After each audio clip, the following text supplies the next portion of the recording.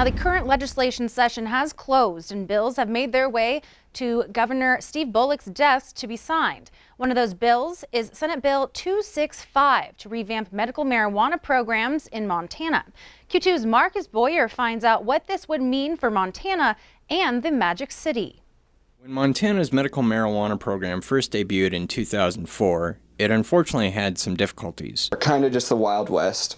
Everybody was advertising where they wanted to, doing whatever they wanted to, with absolutely no oversight. With the passing of Senate Bill 333 back in 2017 and the current passing of Bill 265, there have been a lot of revisions to the program that tackle different elements. The most noticeable change being the untethering of patients from only having one caregiver, while placing a 5-ounce limit patients can buy each month. The state will have a system set up of all the providers who are in their tracking system, and you can choose whichever one you want to go to. So that'll give patients the freedom, if they're traveling, to go somewhere else. For patients now being able to shop at multiple dispensaries, what does that mean for the competition in the industry? It's also going to allow providers to focus much more so on their niche. Say one provider is excellent at making edibles, and the flower they grow isn't quite as excellent.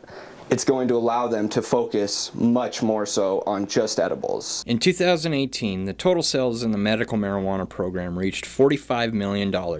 With the tax being raised back to 4% to fund the program, where exactly is all the excess revenue going? As the bill is written right now, everything that exceeds above and beyond that is going to go into alternative pain management resources. So, helping with this opioid epidemic that's going on everywhere. Just educating people that, not only cannabis is out there, but there are a lot of other holistic alternative methods to alleviate yourself. One aspect that hasn't changed is the restrictions on advertising, prohibiting the industry from advertising in any medium, including electronic.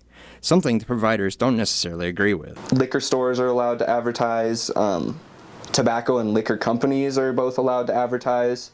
So what makes cannabis any different from that? I find it odd that our business is one of the few where we're not allowed to do that. I mean, advertising, any other business can advertise. Now, the one thing that we can do as providers is create a website. It's not allowed to have any sort of pricing on it, any sort of availability, any bit about what we do, just the business that we are. With the laws changing and the industry continuing to grow, what do providers hope for the future, and how do they feel about this change? One big thing that I want to see is providers working more so with each other, and it being a lot less cutthroat. I think it's a positive move. There's going to be drawbacks to any laws that change, but overall I think we're moving in the right direction in Montana to help our patients out. Reporting in Billings, Marcus Boyer, MTN News. Thank you, Marcus. And he told us if it's signed by the governor, this bill will go into effect July of 2020. Lots happening coming out of that session, right?